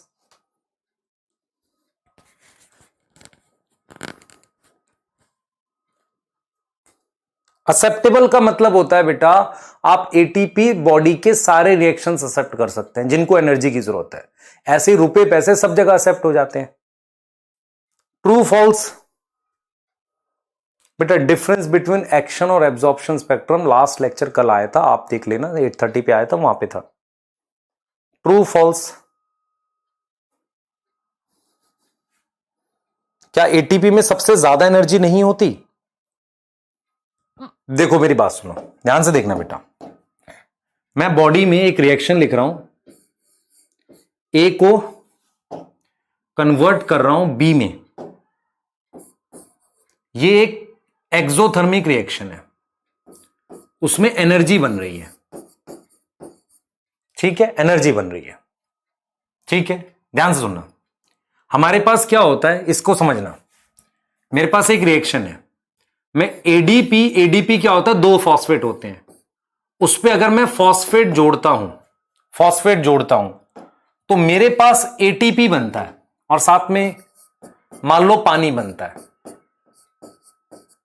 इस रिएक्शन का डेल्टा जी मान लेते हैं +30 है। डेल्टा जी नहीं पता, कुछ बच्चों को छोड़ सकते हो, ठीक है। ये स्टेप, ये ध्यान से देखें बेटा, थोड़ा बड़ा लिखते हैं ताकि आपको क्लियर हो जाए। मेरी बात समझना, अगर जिस बच्चे को नहीं समझ में आएगी तो सोचना इस बात को। एडीपी प्लस पीआई, इस बॉन्ड को जोड़ने के लिए मुझे क्या चाहिए, एनर्जी चाहिए। क्या चाहिए, एनर्जी चाहिए। तो ये इस डायरेक्शन में एंडोथर्मिक है और ये इस डायरेक्शन में एक्सोथर्मिक है। मतलब इस डायरेक्शन में एंडोथर्मिक है, इस डायरेक्शन में एक्सोथर्मिक है। मैं आपको यह बताने की कोशिश कर रहा हूं कि एटीपी को हम एनर्जी इंटरमीडिएट कहते हैं। हमारी बॉडी में काफी सारे रिएक्शंस ऐसे होते हैं जिनकी एनर्जी एटीपी से ज्यादा होती है। एटीपी से ज्यादा होने का मतलब यह हुआ कि मान लो ए प्लस बी से एनर्जी बन रही है, तो इनके साथ अगर मैं एडीपी प्लस पीआई को जोड़ दूं तो इनकी एनर्जी से मेरे पास एटीपी बन जाएगा। एटीपी और यह पानी ऐसे करके लिख दिया। तो मेरा पॉइंट ये है, आप देखो ध्यान से, मेरा पॉइंट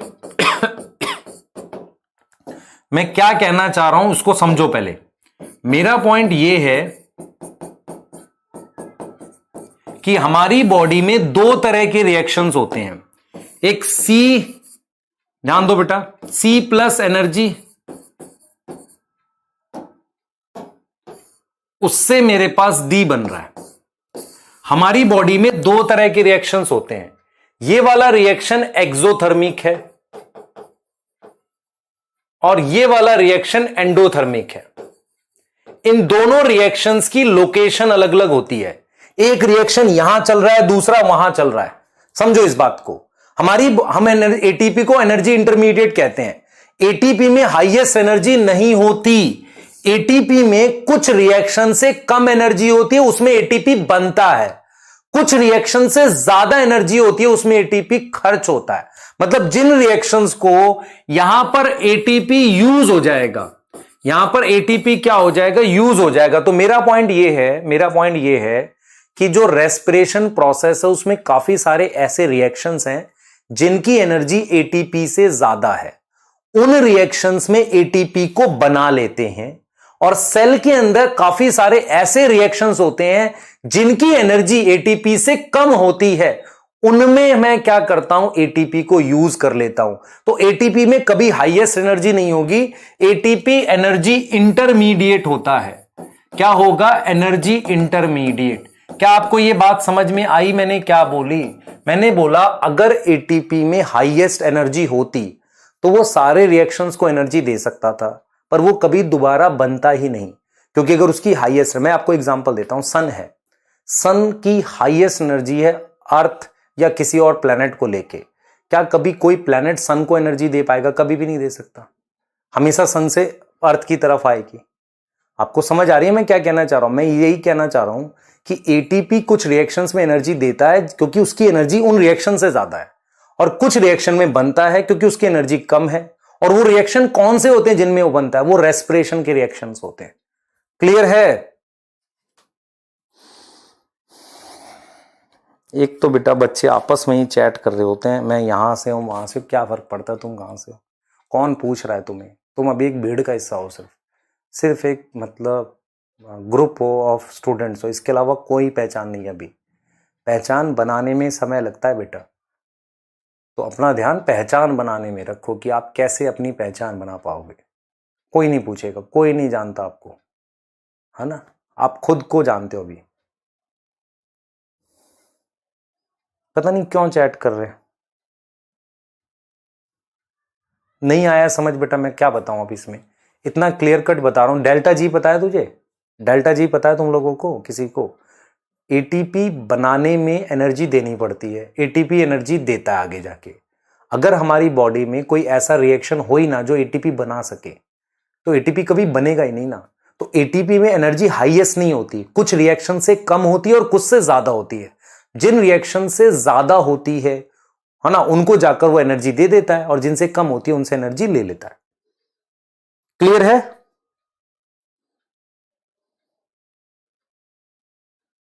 बेटा मैं सिंपल ये कह रहा हूं, बहुत सारे सेल, हमारे सेल में बहुत सारे ऐसे रिएक्शंस होते हैं जिनका डेल्टा जी पॉजिटिव होता है। वो रिएक्शंस हो नहीं पा रहे होते, एंडोथर्मिक होते हैं। उन रिएक्शंस में एटीपी एनर्जी देता है टूट कर। ठीक है? अब एटीपी बनाने वाला, मान लो एटीपी टूटने वाले रिएक्शन का डेल्टा जी नेगेटिव है, तो बनाने वाले का तो पॉजिटिव होगा, तो फिर एटीपी बनेगा कैसे? तो कुछ रिएक्शंस ऐसे होते होंगे जिनका डेल्टा जी हाईली नेगेटिव होता होगा, उनके साथ एटीपी को जोड़ दो तो बन जाएगा एटीपी। क्लियर है बेटा? केमिस्ट्री से जोड़ो ना।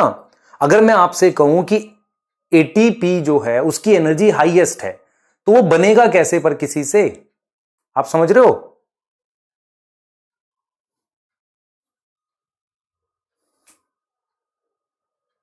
ये कह रहा उल्टा बोल दिया। नहीं बेटा, मैंने ये बोला है कि एटीपी टूटने का डेल्टा जी, एनर्जी बनाने का डेल्टा जी नेगेटिव है, तभी तो रिएक्शन हो रहा है।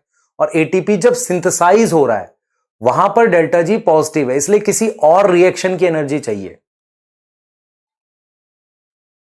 कह रहा सर कंफ्यूज करते हो। बेटा मैं ये बता दूं, लाइनें लिख दूं यहां सिंपल सिंपल? क्या पढ़ाया फिर मैंने? आपका लेवल नहीं बढ़ाया तो। अगर डेल्टा जी वाला कॉन्सेप्ट जिस बच्चे को नहीं पता, छोड़ दो, केमिस्ट्री का है, नहीं चाहिए हमें।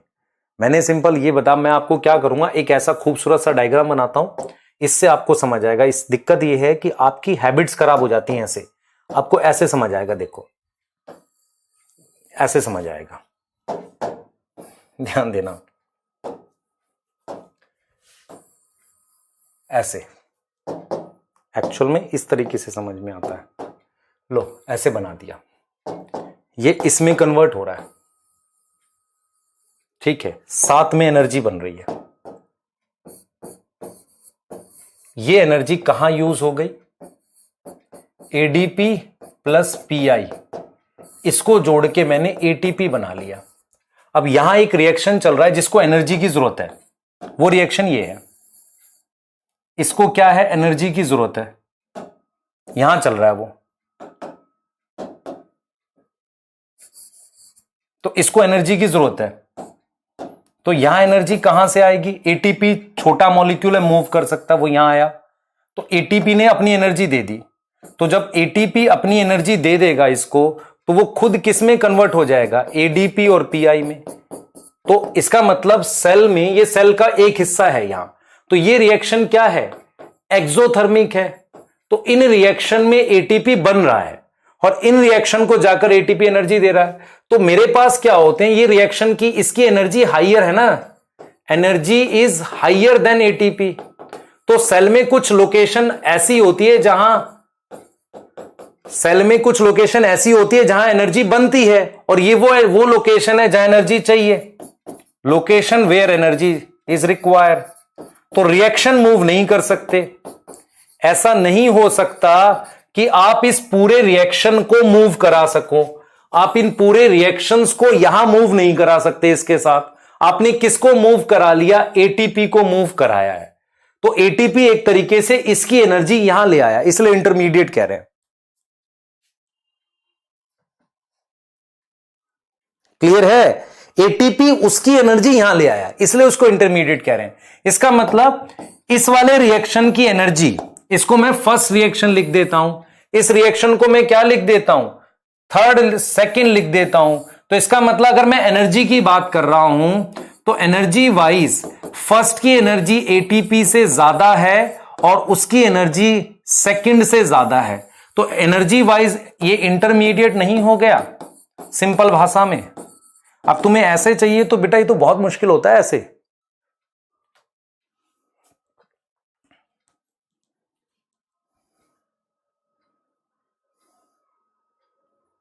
दिक्कत ये है कि सेल्स के अंदर रिएक्शंस अलग अलग जगह होते हैं। ठीक है, क्लियर है?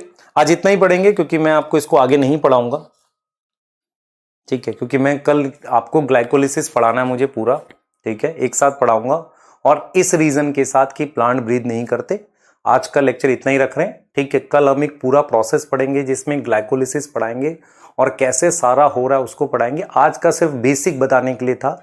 दूसरा मैं कल आपको एक टॉपिक पढ़ाऊंगा जहां पर ये बताऊंगा कि प्लांट ब्रीथ क्यों नहीं करते, वो सारी चीजें एक्सप्लेन करूंगा कि प्लांट ब्रीथ क्यों नहीं करते। बेटा आपका लेक्चर मैं रिपीट कर रहा हूं 11 बजे से लेकर 1 बजे तक होगा, तो प्लीज अपना दिमाग ठीक रखेंगे और पढ़ाई करेंगे। क्लियर है? सही है? ठीक है, बाय।